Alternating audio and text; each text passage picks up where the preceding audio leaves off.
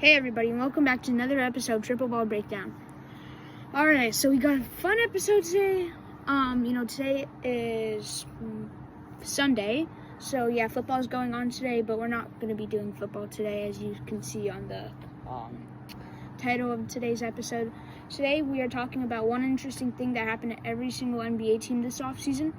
So yeah, it should be fun. I'm just going to go in alphabetical order, starting with the Atlanta Hawks, then the Celtics, and so on. But yeah, I'm excited. I think this. I've never tried this before, talking about the off season. But I think it should be fun. We can, talk about a little bit about what's going on with every team, and I think it will be fun. We can just try it out and see how it goes. So yeah, I think we can just hop right into it. Starting out with the Atlanta Hawks. So something interesting that happened with them this off season is that they added Kristaps Porzingis and Nickeil Alexander-Walker, and knowing that this is a weak Eastern Conference this season with very few teams that are strong, the Knicks are going to be good, the Cavs are going to be good, who else? The Pistons, the 3 seed comes down to the Pistons and Magic. That's how bad the Eastern Conference is this season. And so, I think it's going to be exciting to just, see how the Hawks are going to do, knowing that they had the 8 seed or 7 seed last season, but then didn't even make the playoffs because of the play-in. They got knocked out by the Heat after losing to the Magic. So I think it should be pretty fun to watch in the season. Obviously, this is going to be great for Trae Young because now he has real help in Kristaps Porzingis on offense. They have Dyson Daniels, who's a great defensive player. And I think it's just going to be interesting to see how this goes for the Hawks this season.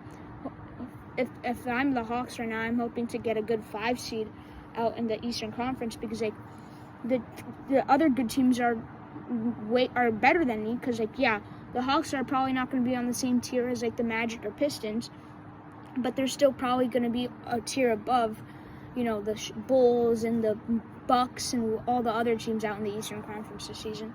So I'm pretty excited to see how that goes for them. But other than that, they got Nickeil Alexander-Walker, who's another good defensive player. So they have a pretty good lineup now, a pretty good roster now with Trae Young, Dyson Daniels, Kristaps Porzingis. It goes for a while, and I'm excited to see how they play this season because I think that they have a real chance at maybe making it to a deep run in the playoffs. They're probably going to make the playoffs. They're almost definitely going to make the playoffs, but it just depends on how far they can make it in the playoffs, and I think that they're going to be a fun team to watch, and yeah, I'm pretty excited for them. But yeah, there's not much to talk about there besides that, and I think that's about it for the Hawks, so yeah, let's move on from them. Next up, we got the Boston Celtics. So if I'm a Celtics fan, I'm not very happy this season. Jason Tatum is injured for the entire season. He tore his ACL. Who else? There's a lot of people who on my team are gone. Obviously, Kristaps Porzingis is gone. He's on the Hawks now. My team is led by Jaylen Brown, who's obviously an all-star player. He's a good player. But the second best player on the team is now Anthony Simons, who's also good. But, after that, it drops down, a lot.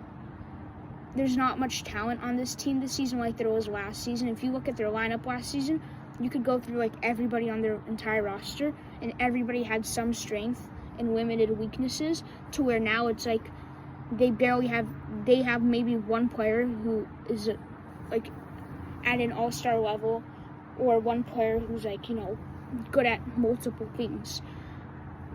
So I'm not feeling very good if I'm them. So the news for them is that they brought in Anthony Simons. He was on the Trail Blazers, I believe, last season. He averaged 19, 20 points a game. But, obviously when he was the leader of that Trail Blazers team, because they really sucked last season. They didn't have a single other good player besides him. Unless you want to count, they're very, very role players. Their entire team was made out of the most mid-role players of all time. So yeah, they weren't very good.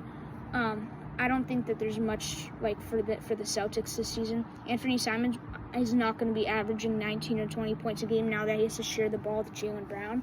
It's probably going to drop down to like 13, 14. I'm not feeling good at all right now if I'm the Celtics because they have so much to face now. Yeah, they are in a weak Eastern Conference, but they're literally the team that probably lost the most this season. In terms of why the Eastern Conference is so weak this season, you know, the Pacers, the Bucks, and the Celtics all lost key players, and they're not going to be very good this season in general. So yeah, that's about it for the Celtics. Next we got the Brooklyn Nets. They added Michael Porter Jr., which is obviously good. He's another good role player. And they have drafted numerous first-round picks this year to try to revive their offense. But I think that it's like you have to just look at their team. They have Cam Thomas, who I don't know why, but for some reason all of a sudden Cam Thomas is getting a lot of hype. Oh, he's one of the most underrated players in all of NBA. Like, yeah, he is underrated. But, like, to just go out and say that, you know, in my opinion, if you were trying to look at the most underrated players in the NBA, go look at Zach LaVine. You know, he was averaging almost 25 points per game last season. He was averaging, like, 10 points per game more than some of the All-Stars last season. And, like, dude, he's an underrated player for real. And so is Cam Thomas. But, like, I just think that there's more to think about with the Nets than just Cam Thomas. Obviously, there's a little bit more to talk about it as we move on to the next teams for the trades, but it's not looking very good for them right now, for the Nets, because, yeah, they do have a few players here and there, like Michael Porter Jr. and Cam Thomas, for example, but also they're not a very strong team. I doubt Cam Thomas will be an All-Star next season, so they don't really have any All-Stars. It's just a team made out of a bunch of mid-role players besides Cam Thomas and Michael Porter Jr., probably above average role players. So, yeah, I think that they have a good chance at being the worst team in the Eastern Conference next season because of just how it looks for them. But, yeah, so it really sucks to be them right now, maybe even more than the Celtics. But moving on from them, we got the Charlotte Hornets, yeah. So, they got the rookie Con Kneppel. I don't know if I pronounced his name right. With the 4th pick. He did win MVP of the 2K26 Summer League. The Hornets right now, they have a good backcourt of LaMelo Ball and Brandon Miller. You know, LaMelo Ball, in my opinion, plays just as good as any All-Star. Yeah, you have to keep in mind that he's probably going to get injured a lot. But other than that, he's a great player, and you have to admit it. Like, what weakness does he have that's that bad? Like, he's not the greatest defensive player. He's not the greatest, like, you know, rebounder, but, like, he's not specifically bad at anything. So I think he's also another underrated player. Brandon Miller, another good player. He was, like, the 3rd or 2nd pick. 2nd pick, I believe, in the 2023 draft. But yeah, they have those two. They traded away Robert Williams III, I believe. But they still have a good overall team. I think that they can maybe be like a 13 or maybe even a 12 seed in the Eastern Conference next season. I don't think that they're gonna make the play-in. I don't think that they're gonna be a 14 or 15 seed either, though. So I'm not feeling that bad if I'm them. Other than that, there's not much to talk about there. So yeah, let's move on from them. Next, we got the Chicago Bulls. They definitely picked up their defense this offseason. They got Noah Esengu. I don't know if I pronounced his name right either. And they acquired Isaac Okoro, giving them depth, which is really good. But also, it's hard to say I'm feeling good if I'm the Chicago Bulls, because last season after they traded Zach LaVine away. I don't know how, but they somehow didn't lose every single game. They actually did even better. They were like above 500 after trading him away. they got good offense. They have Josh Giddey, Kobe White, Nikola Vucevic. No, they don't have an all-star, but they have many people who are great role players offensively. But they aren't they're not a great defensive team. They did add Isaac Okoro, but other than that, who's their defensive anchor? They have a 6'10" center. It's not a tall team. They don't have a tall player. Even on their bench, their tallest player is only 6'11" or 7 foot, and that's deep into the bench. So yeah, it's not much for them. It's pretty shaky if I'm the Bulls right now. If I'm the Bulls, the thing I'm focusing on is just winning games one at a time. The mindset for them is just, can I go 1-0 today, and then can we go 1-0 2 days later, or whenever their next game is. But it's not horrendous for them. They can still possibly make the play-in. I think there's a good chance at that. They can lock up a 10 seed, or maybe even closer. They're in a really weak Eastern Conference. You have to understand that after the Hawks, the 7 seed or the 6 seed comes down to the Bulls, even the Bucks, the weakened Celtics. There's not many teams to I think that the Bulls have a good chance at even making the playoffs for sure. Because who are they going to face in the play-in? The Pacers without Tyrese Halliburton, so not good teams in the play-in. I think the Bulls have a very good chance at making the playoffs, actually, but not because they're a good team. They'll probably lose in the first round if they do. But, yeah, so that's about it for the Bulls. Next, we got the Cleveland Cavaliers. So they added Lonzo Ball and Larry Nance Jr. They got more passing because of that. They got more playmaking. They are probably the best team in the Eastern Conference next season. They're probably not going to make the finals, so it's probably going to be the Knicks. But still, they are the best team in the Eastern Conference overall. They have Donovan Mitchell, Darius Garland. Now they have Larry Nance Jr., Evan Mobley, Jared Allen. The list goes on forever. They have a bunch of phenomenal players. And yeah, that's about it for them. It's not much to talk about because besides Lonzo Ball and Larry Nance Jr., which gives them more pace and passing, it's not a lot for their team. Other than that, yes, that's about it actually. So let's move on. Let's go to the Dallas Mavericks now. So obviously Cooper Flag. Obviously they got Cooper Flag. He's a great defensive player. He has versatility. They after trading Luka Doncic, a lot of teams were thinking that hurt them a lot. A lot of people, fan base, whatever, were thinking that hurt them a lot. I think that with Cooper Flag now on their team, with their roster, I think that their roster looks better with Anthony Davis versus it looking better with Luka Doncic, and I'll explain in a second. Because other than Anthony Davis, who's their best defensive player? Now they do have Cooper Flag, but still, he's a small forward. They don't really have anybody. So that's obviously going to be big for them.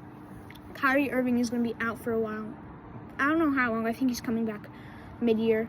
But it's just going to be tough for the Mavericks. They are in a very strong Western Conference. So the question is, can they make the play-in? Probably not the playoffs, but can they make the play-in? I think they have a good chance. Maybe as a 10 seed. But it will be close for them. They're just really young too. Besides Anthony Davis and Kyrie Irving, everybody on their team is young. They got Klay Thompson, which is another oldish player. But he's obviously dropped a lot. He's not as good as he used to be a few seasons ago. So it's not as hopeful. Oh, we have Klay Thompson. Back then, that was oh, you have a possible someone who plays just as good as an all-star. Was he an all-star? I forget. Maybe he was one of those years. But also now he's a bad role player. What's his overall rating in 2K26? It's 80 or something. It's not good. But yeah, so that's about it for the Mavericks. Now we go to the Denver Nuggets. They brought in Jonas Valanciunas. They brought in Cameron Johnson. It's going to be more defense for them, which is good. More rebounding.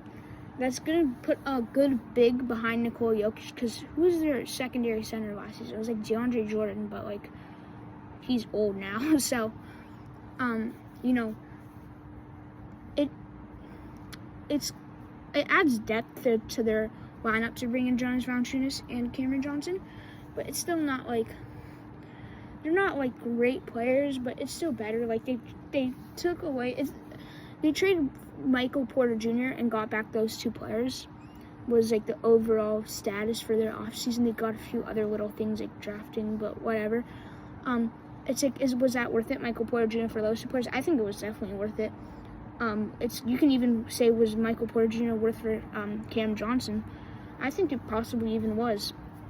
But yeah, that's about it for the Nuggets. Not a lot of moves for them this offseason. They've been staying quiet, but so have a lot of other teams. Other than them, the Detroit Pistons are next. So the Pistons have not made like any moves this offseason besides losing one player, which was Dennis Schroeder. He's now on the Kings. But like, other than that, it's been super quiet for them. Obviously, you have the entire thing going on with Malik Beasley and his gambling stuff going on, but other than that, it's like super duper quiet for them. So there's not much to talk about there at all. It's like, are the Pistons going to get the 3 or 4 seed next season? That's really the only question now. Are they going to be better than the Magic next season? So we'll see about that. I don't think it's going to be like that far apart, though. I think that they're probably both going to win about the same amount of games, or maybe be 1 or 2 games off. I think it's going to be that close. So yeah, not much there. Next, we got the Golden State Warriors. This might be the most obvious one. Like, everybody's heard about everything here going on. Jonathan Kuminga's contract, his restricted free agency, it's super complicated. If I'm the Warriors, I'm trying to get him back. They made an offer to him. He said no. But if I'm Jonathan Kuminga, I'm saying literally preseason starts in like 2 weeks, less than 2 weeks now. And I need to get on a team fast. Like, just accept one of the offers from the Warriors at this point. Because, like, another landing spot for him is, like, the Kings or, like, one of those teams.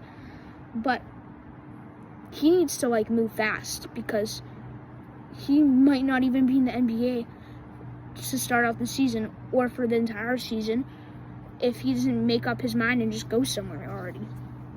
But, yeah, that's about it. It's probably one of the biggest storylines this offseason, which one of the biggest storylines, like Jonathan Kuminga, you know that it's been a quiet offseason. Next, we got the Houston Rockets. Obviously, they got Kevin Durant in a 7-team trade, big trade. They also got some veterans. They got like Dorian Finney-Smith and Clint Capella. They're going to be real contenders in the West this season. Now, they got rid of Jalen Green, but they aren't as young this season. Kevin Durant has a lot of playoff experience. Alperen Sengun was one of the young players on their team last season. He also now has playoff experience. Now the question is, they're definitely going to make the playoffs next season. How far into the playoffs can they go? When they let go of Jalen Green and got Kevin Durant, Dorian Finney-Smith, and Clint Capella in return, they obviously have a smart GM who was able to do that. So yeah, I'm feeling pretty good if I'm them right now. And I just like to see how far they can, what's their seed going to be like, and how far can they go next season in the West.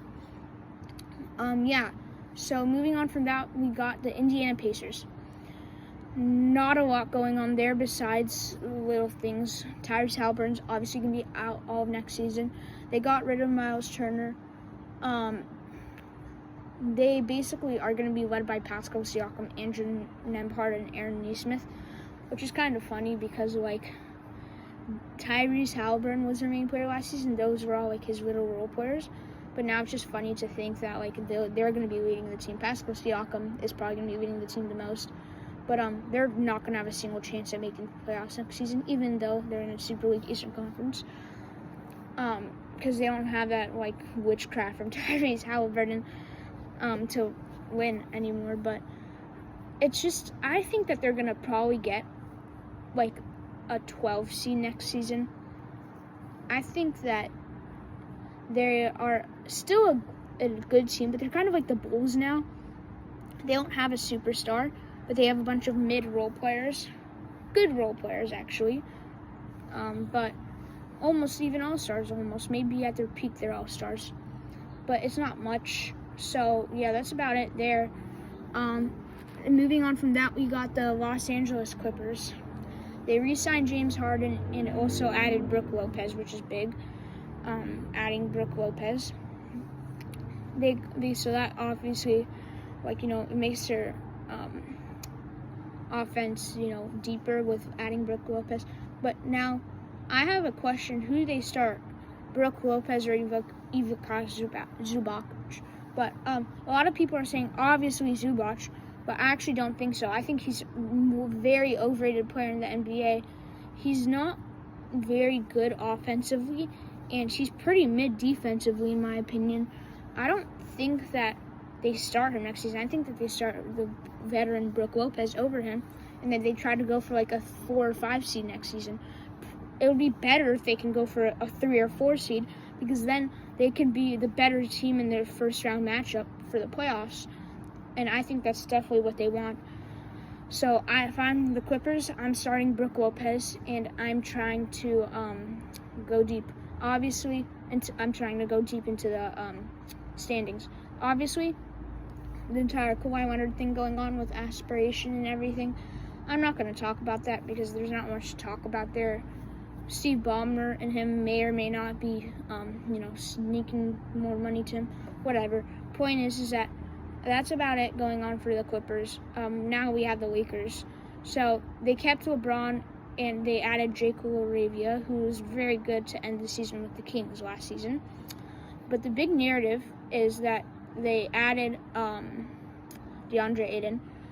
He's now a real center for the Lakers. There's now a real center for Lakers because last season they didn't really have a center in the playoffs. After they lost Anthony Davis, they were playing like 2 power forwards at once, if you call like LeBron a power forward, and then playing the small ball lineup. So I don't think that that was very smart, but now they have a real center, even a good one maybe, probably above average DeAndre Ayton, in my opinion. But yeah, so that's about it. I think that they have a good 6 seed waiting for them in the West next season. I think LeBron is probably going to be off of their team by halfway through next season because, what's he really going to do? Either retire, go to, the Cavs or the Mavericks or something, but there's not much. So next we got the Memphis Grizzlies. They extended Jaren Jackson Jr. and Santi Aldama. They did a surprising trade of trading Desmond Bane to Orlando, and they got a few picks and role players in return. It's a pivot in strategy for sure. Now they split up the big 3, Ja Morant, Jaren Jackson Jr., and Desmond Bane, but they still have Ja Morant and Jaren Jackson Jr., who are great offensive players. So I'm pretty excited right now if I'm the Grizzlies, because I just want to see how they do next season. They're obviously in a very voted Western Conference, so I don't think that they make the playoffs, but maybe they can squeeze in for a play-in spot. So yeah, I'm actually super excited to see how they do because Jaren Jackson Jr.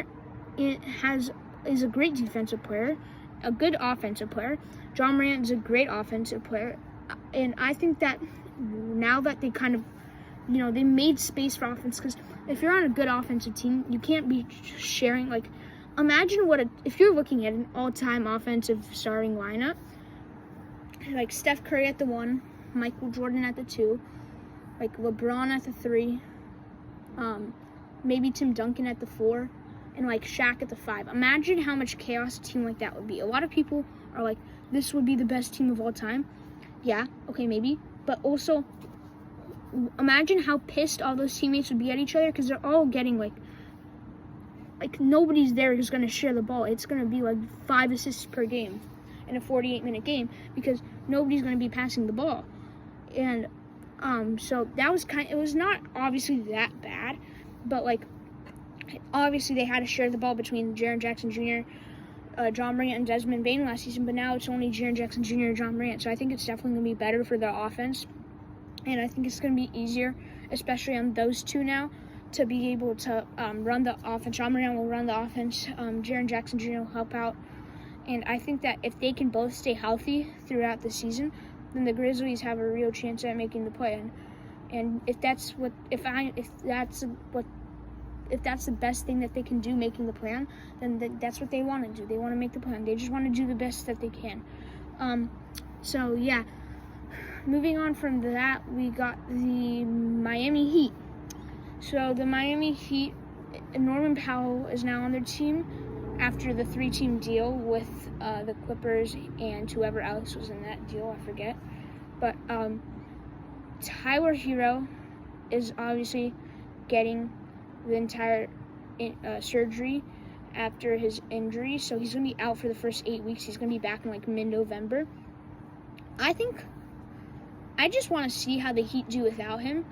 They're obviously, again, in a weak Eastern Conference. I want to see how they like play without Tyler Hero. When mid-November comes and they're like an 8 or 7 seed, then I would feel, and Tyler Hero is about to come back, then I would feel confident that they're going to make the playoffs, because now they just added to what they were already going to make the play-in with.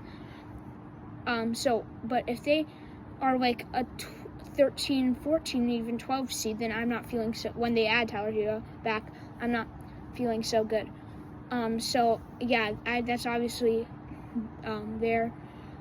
Norman Powell, he's a good offensive player. He's a little old now, but still he's still good. He'll probably come off the bench for them, I'm assuming, though. They have Bam Adebayo, good offense and defensive player. I'm excited to see that. Next we got the Milwaukee Bucks.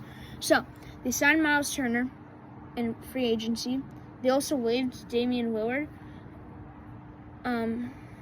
The new identity of the team is going to be like, are we a playoff team? Because there was like this entire mini Giannis era with the Bucks, to where it's like the Bucks were being the 2 or 3 seed every single season, no matter what. They are still have Giannis. He's probably going to stay on their team. I don't think he signed the deal yet, but he's probably going to stay on their team. But like, if they keep him, then like I think this entire Giannis era of like him being dominating 2 or 3 seed in the East is going to stop. It's not going to happen anymore. Obviously, they were like the 4 seed last season, or 5 seed even maybe last season, so that they weren't even 2-3 last season. But still, they're probably going to be even like 7 or 8 this season, or maybe even worse. But they still have like what's the top 3 player in the league with Giannis Antetokounmpo, and now they have Miles Turner. They waived Damian Lillard. They don't have Brook Lopez anymore. I just want to see how that goes. Miles Turner is obviously a nice complement to the offense. They did lose a great shot blocker when they waived when Brook Lopez left them, but Damian Lillard is not with them, so that obviously adds a little bit to Giannis, because Damian Lillard was splitting the court with him, and it's easier for Giannis on offense, because if he ever's in trouble, he can pass to Damian Lillard, who's probably going to make the 3. But now it's like he has to rely on other players to try to make the 3 who are not as good as Damian Lillard. But still, So that's about it for the Bucks. Next we got the Minnesota Timberwolves. They locked in Julius Randle with a $100 million extension. Now they're trying to core together and balance final constraints while pushing for Western Conference Finals repeat. So they made the Western Conference Finals 2 years in a row.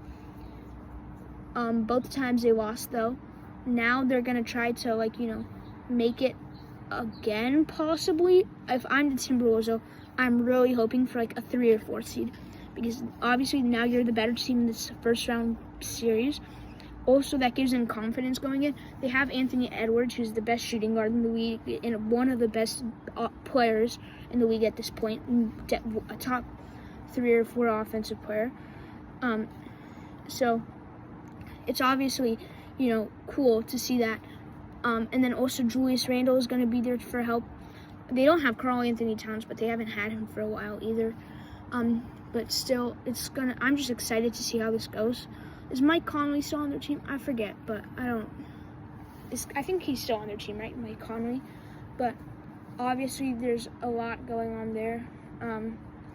So I'm just excited to see if they can possibly get like a good 4 seed, 3 seed next season, especially in a loaded Western Conference. That would be really good for them. And that's definitely what they're hoping for. So, yeah, that's about it for the Minnesota Timberwolves. Next, we got the New Orleans Pelicans. Obviously, they're monitoring Zion. If anything happens, they're probably going to trade him, because if he gets injured one more time, they're probably going to trade him.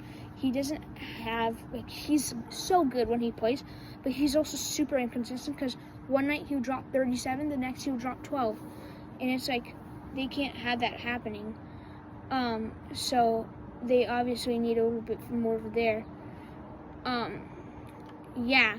So, that's about that. There's still a few more things I need to go over. But yeah, they obviously put in a lot of work to get Derek Queen.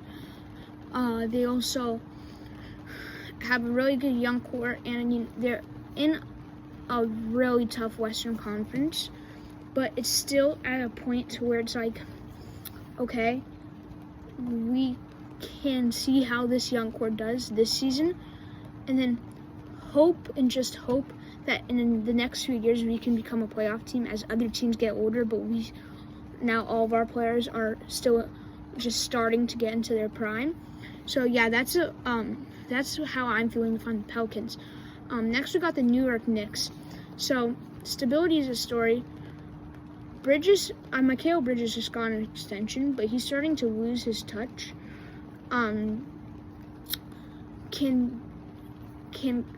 Basically the question is, can they overcome the challenges in the playoffs? Because we know that they're going to get a 1 or 2 seed in the East next season, most likely a 2 seed, because the Cavs do really good during the regular season.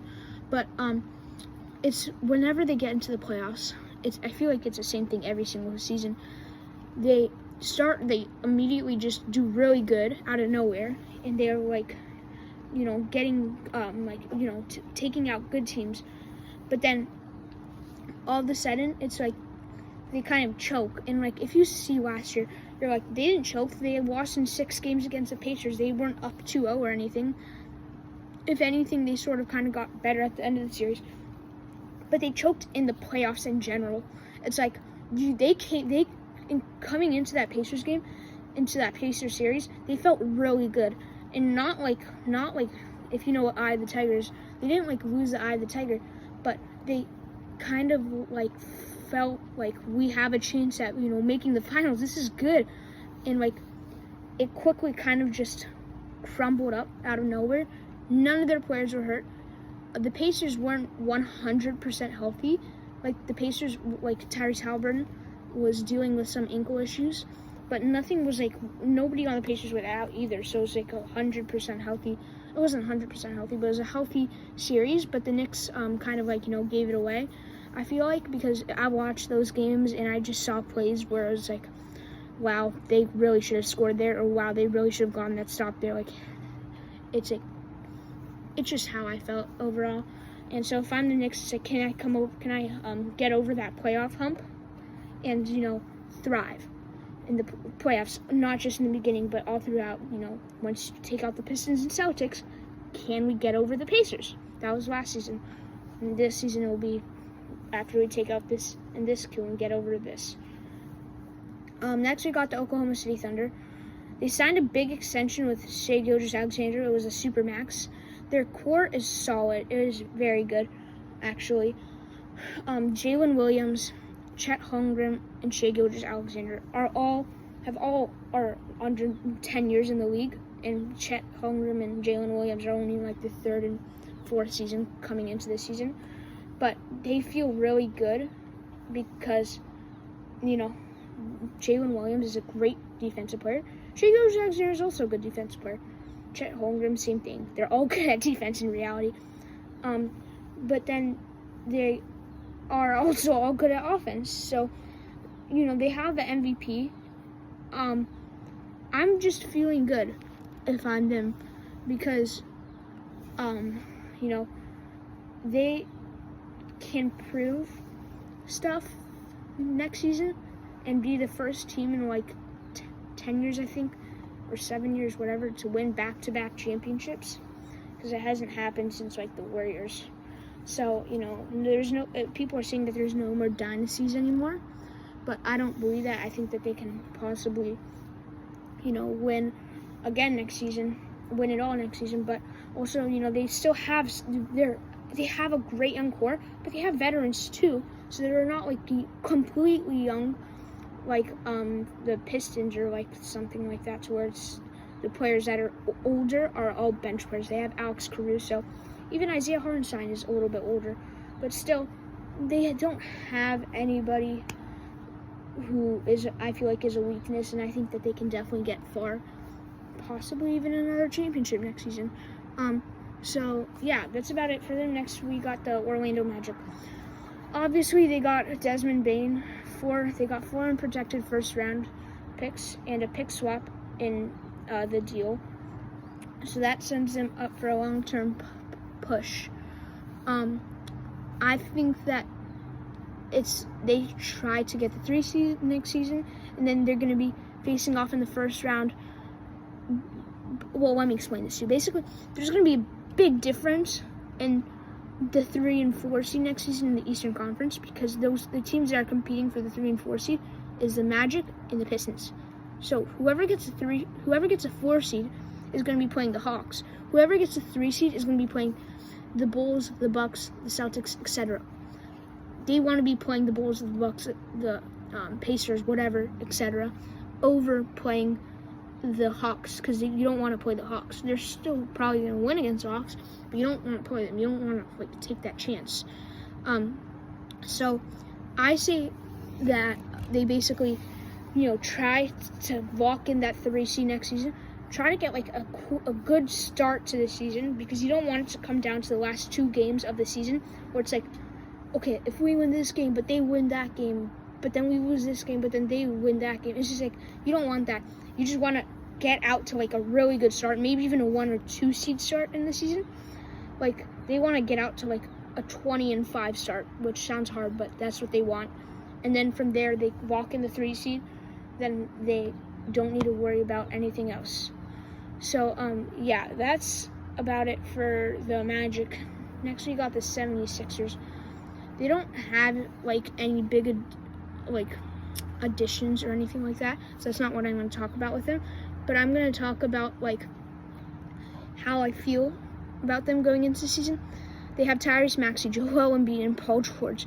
If all those players were at their peak or at their prime with no injuries, then this would probably be one of the best teams in the NBA, maybe even the best, because it's just like Paul George is so good when he's not healthy, but now because he's always injured, he's starting to forget how to play basketball essentially, and it's really bad for them.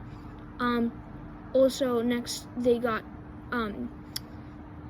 Joel Embiid, which if he can also overcome injuries, then he won't get traded, because he probably will get traded. But if he doesn't get injured, then there's going to be no trades going on with him, and he can play good, and then he can prove that he has a spot on the team, and then he can try to lead them somewhere. Then they also have Tyrese Maxey, obviously probably their best current player, because we don't even know how Joel Embiid looks. He might be just as good as he was 2 years ago when he was the MVP, or he might literally come in and literally look just like a role player. We absolutely have no idea. Tyrese Maxey, though, he's probably their best player. He doesn't have any big issues. Like, yeah, he doesn't have a hard time staying healthy. He gets injured here and there, but he is a good overall player, I think, and I think that could possibly lead them to a playoff spot next season. And so, yeah, I think that if I'm them, I'm probably feeling like good but shaky too. I just want to see how Joel Embiid and Paul George do in terms of injuries, if they can come back and be just as good as they were before, or if they come back and they just suddenly become like role players. Because if they become role players, then the 76ers will be absolute trash. Yeah. So moving on from that, we got the Phoenix Suns. They obviously got rid of Kevin Durant and Bradley Beal. They committed to long-term with Devin Booker with the max extension. And it's like, if I'm them, I'm not feeling good at all. Like, at all. You have to understand, they're in a loaded Western Conference, and they're a trash team. So I'm not feeling good at all if I'm them. So, yeah, that's about it there. I just want to say I'm not feeling good. I'm not going to talk much about it. I lost Kevin Durant to the Rockets, or they traded him to the Rockets, and then they traded Bradley Beal, or lost him, I forget, to the Clippers. I think they traded him to the Clippers, actually. Next, the Kings. Obviously, they acquired Zach LaVine. They got rid of De'Aaron Fox during the season. But now, in terms of the offseason, they acquired Dennis Schroeder. Trey Lyles committed to go play in Europe. I don't know why, but I guess that's what he decided. So, yeah, if I'm them, I'm just thinking, okay, if we take this slowly, I feel like we can possibly get a playoff spot. Hang on, before you blow up at me, let me explain. So I have a really big hot take here.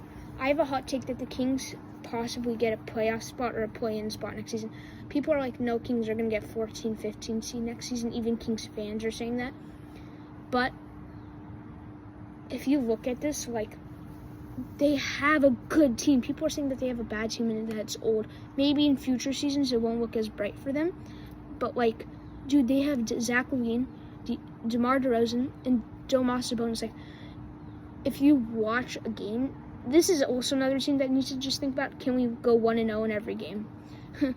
And basically, they don't have a terrible schedule. It's not easy schedule either, but it's not bad.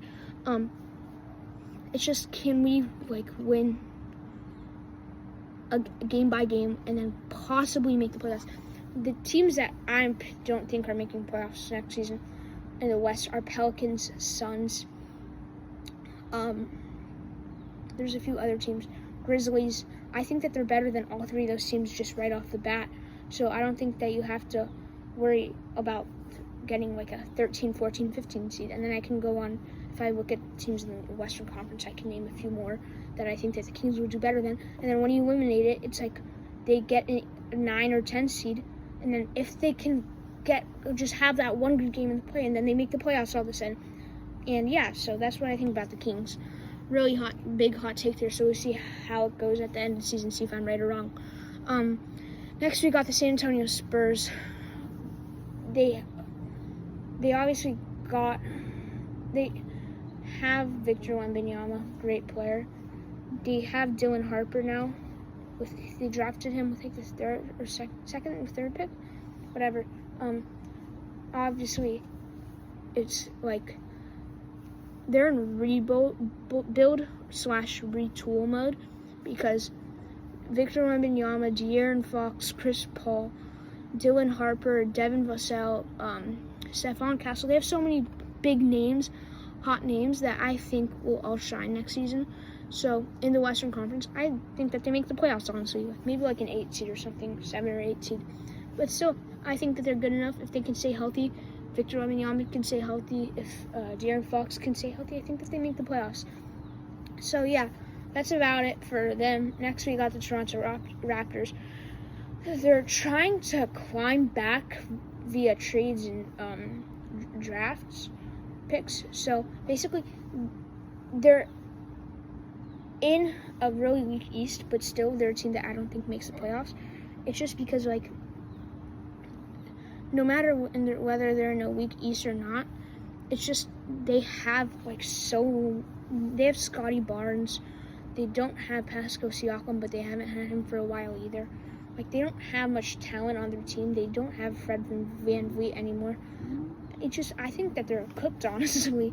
Like, I just think that they don't go anywhere next season. So, yeah, that's my take on them. Next, we got the Utah Jazz. So they added veterans, which makes their team older because they were a really young team. They got rid of a few players. Basically, their team is now feeling a little bit better. Still not a playoff team, probably. They are in the weak East again, another team in the weak East, but I still don't think that they're a playoff team because these are still NBA teams in the Eastern Conference that are good. But, yeah, so, like, I'm not feeling great if I'm them. They are probably not going to make the playoffs. Maybe they can squeeze into the play-in with, like, a 10 seed. But still, it's probably not going to happen. Lauri Markkanen's, like, their best player. And then everybody else are pretty average role players. It's not much to talk about. Like, I don't think there's much to talk about there. So, yeah, moving on from that, we got the Washington Wizards. So they added Chris Middleton. They picked up on his player option. So that adds experience. They are dealing with the Raptors free agency. With the Raptors free agents, they're trying to build consistency. But they also have CJ McCollum. They don't have Jordan Poole anymore. He's now on the Pelicans. They don't feel bad, but they don't feel good either. It's complicated, basically. But I think that the Wizards can get a good 11 or 12 seed in the East next season. They're another team that I just don't think makes the playoffs. I don't think it's going to happen. But still, that's, that's how I feel about them. So there was a few teams there that I just talked about that I went by fast because there's not much to talk about them. So I talked a little bit more on how I think they're going to do over the next season in the playoffs if they're a playoff team. That's about it for today's episode. It was a pretty short episode, actually. But yeah, so leave a comment, subscribe to the channel, leave a like, do whatever you want to do. And, leave a comment on if you think my takes about, things were all good or... I just went over. I didn't really give many opinions. I went over more of like how each team is going to do. But still, yeah, that's about it for today's episode. And I hope you have a good day and talk to you later.